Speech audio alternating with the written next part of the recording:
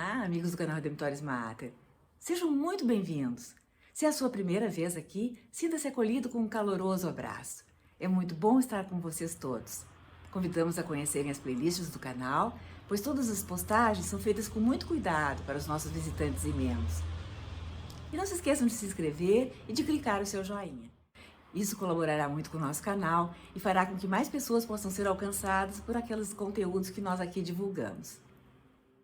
Hoje, queremos abordar uma passagem bíblica que vem sendo muito descumprida e, por outro lado, até é utilizada pelo relativismo para justificar tantas das suas afirmativas. Em Lucas capítulo 6, versículos 37 e 38, lemos: Não julgueis e não sereis julgados, não condeneis e não sereis condenados, perdoai e sereis perdoados. Dai e vos será dado. Será colocada em vosso regaço medida boa, cheia, recalcada e transbordante, porque, com a mesma medida com que medirdes, sereis medidos vós também. Comecemos pelo relativismo. Esse versículo, não julgueis e não sereis julgados, não condeneis e não sereis condenados, é tirado totalmente do contexto para ser usado como uma prova contra os cristãos. Na sociedade secular, quando um cristão faz uma crítica a alguma atitude que é reprovada pelo Evangelho, frequentemente ouve que está contrariando a Bíblia. Ali Jesus diz para não julgar, dizem eles.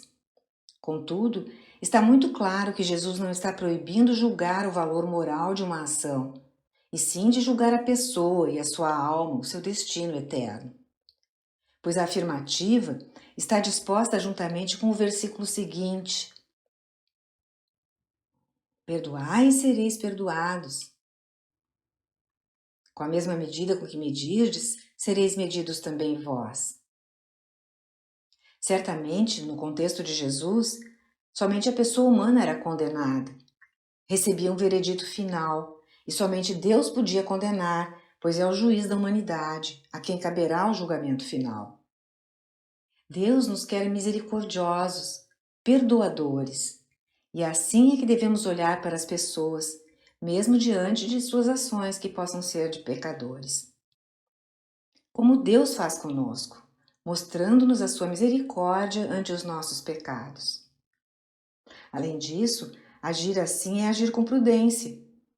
Nós sabemos muito pouco sobre a outra pessoa para quem olhamos. Desconhecemos as profundezas de sua alma, desconhecemos o seu coração. Só Deus os conhece. Por outro lado, como em seguida Jesus fala em perdoar, e só se perdoa alguém quando cometeu um erro, fica mais claro ainda que não julgar diz respeito a essa pessoa e não às suas atitudes. Para saber se uma atitude requereria perdão, seria necessário julgar se era correta ou errada. Portanto, não é proibido por Jesus julgar o valor de uma ação, e sim as pessoas. Jesus nunca foi relativista. Ele era judeu e conhecia os mandamentos de Deus. Sabia que desrespeitá-los era cometer pecado, e o justo e o certo era cumprir os mandamentos. O mundo, hoje, no entanto, vive de julgamentos e cancelamentos. Está se arriscando a receber as mesmas condenações. Porque as mídias sociais são cruéis.